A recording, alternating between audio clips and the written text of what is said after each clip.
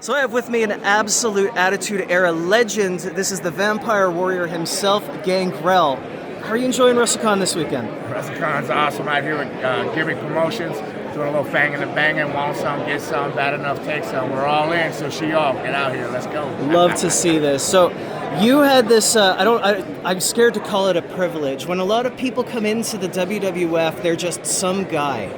You came in with a fantastic presentation, this wicked character, banging music people absolutely love. They even let you have a name that they couldn't secure the rights to. Having that power and support behind you, how did you feel coming into that? Well, I felt blessed coming into it. It was not supposed to happen at all. They had signed me, told me that I wasn't going to wrestle for a year. Vince Russo decided on a Friday, could I make, I think it was a Sunday night heat for a Sunday show.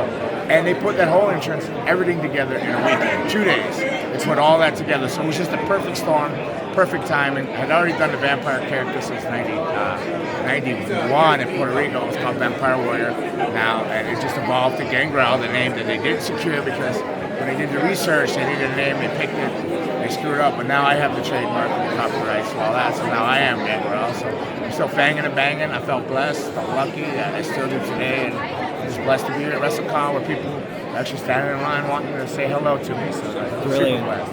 Brilliant. Yeah, you mentioned Puerto Rico. You're very well-traveled. You were trained by Boris Malenko, if I remember correctly.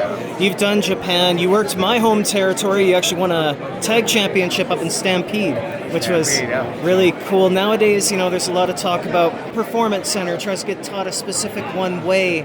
How do you feel about the now power plant style compared to actually everybody having unique skills and unique training and unique experiences? Well, yeah, so not only was I trained by Boris Malenko, when I went to Stampede, I retrained in the dungeon with the Heart. So I trained there too, technically. So the best I have ones all did? that under my belt. So weighing that against there, I don't think there's any training like being in an actual territory like Stampede or Memphis or Puerto Rico where you're working veterans that have done it 30, 40 years, have done it for a living, and had to figure out how to entertain or connect or get these crowds to believe one thing or see something else or see this or see that in the way they want them to see it, and to control their emotions with one hand movement or a head movement or a strike to the throat. So it's hard. I think the kids are at a disadvantage, but at the same time wrestling's evolved into a different thing. It's not quite what I came into and what I learned, but it's still professional wrestling at the end of the day.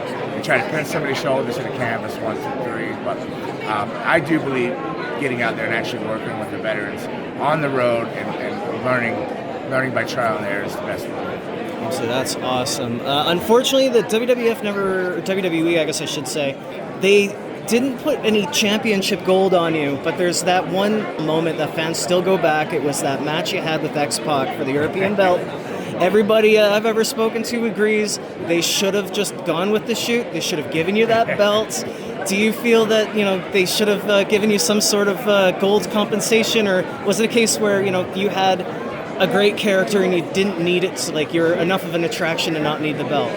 Everything's timing. I think it was just some stuff went down, and I think maybe possibly off the record, on the record, however you want to. I should have been and would have been the champion if something didn't happen in the back, but it did. But that pinning was a wonky little thing. Everybody blames Teddy Long.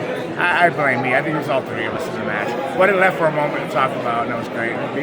Being there was just champion enough for me, getting to be able to work at a great company like that and be able to still wrestle today and have an iconic character that I could go out and wrestle around the world and get out there and keep banging and banging, man. So hopefully this helps you, dude.